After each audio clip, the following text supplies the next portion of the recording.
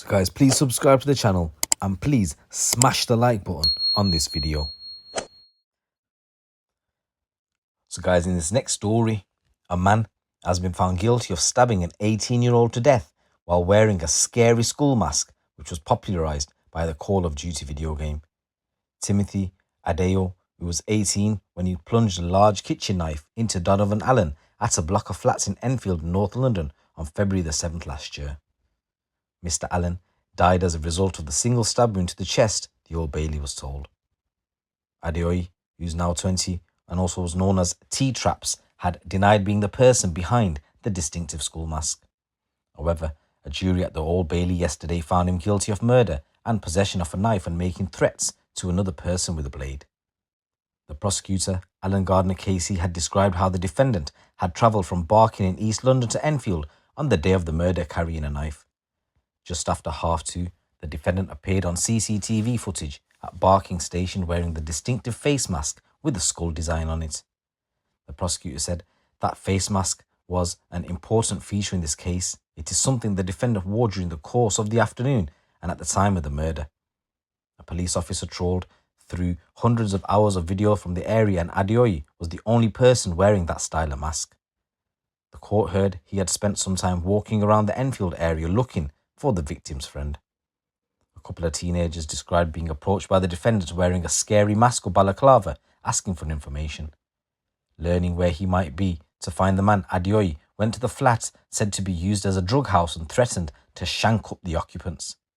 When Mr. Allen and his friend arrived, the defendant grabbed a second, larger knife from the kitchen and went to confront them.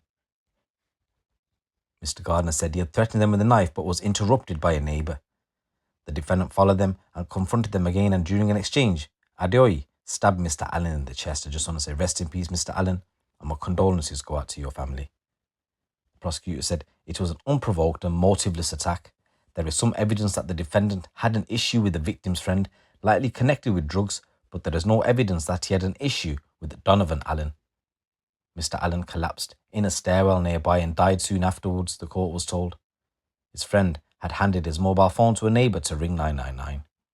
He was heard in the background to name the attacker, saying, "It's T-Trapz. I screwed someone. T-Trapz is looking for me." As Adeoye fled the scene, he dumped the knife in a drain outside a block of flats, and it was found the next day, and tests linked it by DNA to the victim and defendant. Jurors were told he sent a text message to the victim's friend saying, "Better not rat." Adeoye left London and travelled to Bristol in Wiltshire, where he was arrested 3 days later. The prosecutor said the background to this case surrounded the supply of cannabis in which the defendant, Mr. Allen, and his friend were alleged to be involved.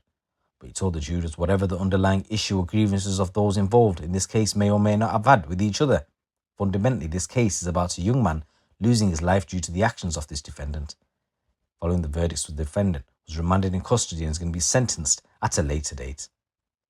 Detective Chief Inspector Linda Bradley of Scotland Yard said Adeoye is a dangerous individual, and while I am pleased with this guilty verdict, there is no court outcome that could return Donavan to his family. My thoughts are very much with them today. And guys, in a new story coming from King's Lynn, a 44-year-old woman has been sentenced to 7.5 years in prison for stalking and seeking a hitman on the dark web to murder her victim.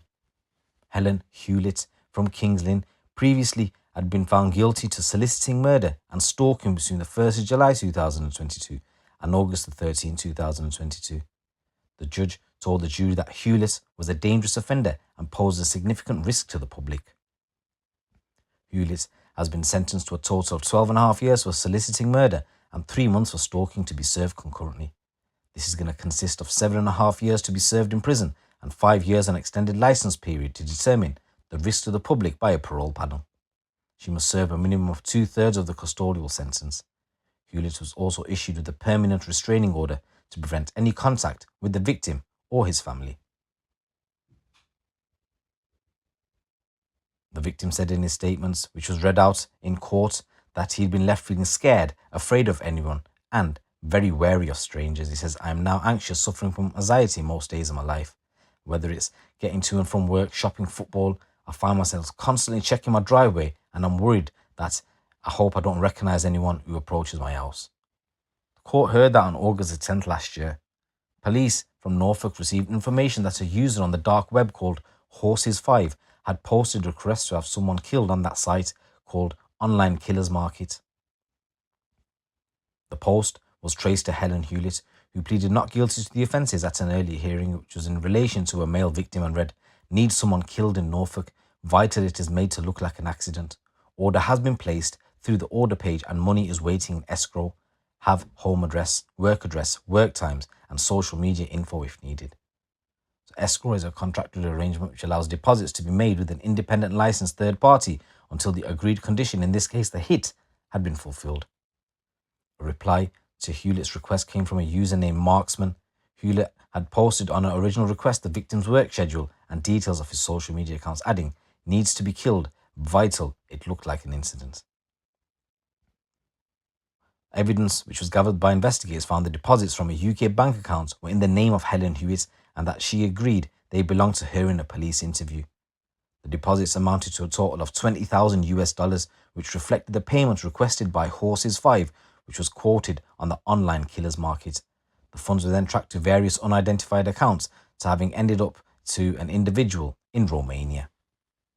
Hewlett was arrested in August 2022 and a mobile phone was recovered from a bedside cabinet which she confirmed in an interview belonged to her and matched the number provided by the currency exchange platform.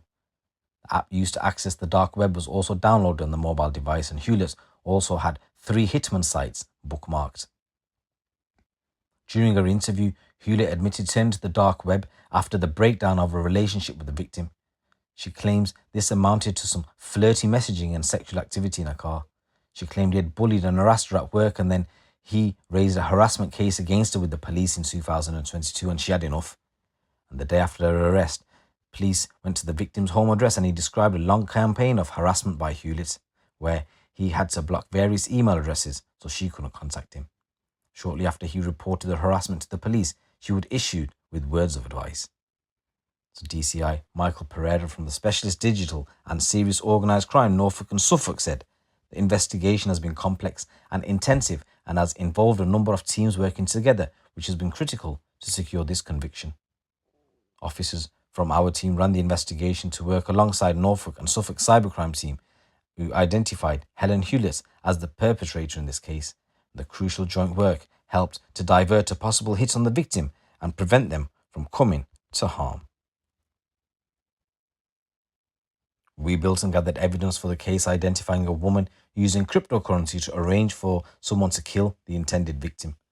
Cybercrime investigators looked at a cryptocurrency activity and worked with private industry and regional colleagues to provide evidence of payment transactions between the woman and the hitman on the dark web. This provided crucial evidence in the investigation leading to the successful conviction today." So guys, absolute madness. A woman who was having a little bit of a fling with a geezer at work ended up putting a hit on his head. However, she got gripped.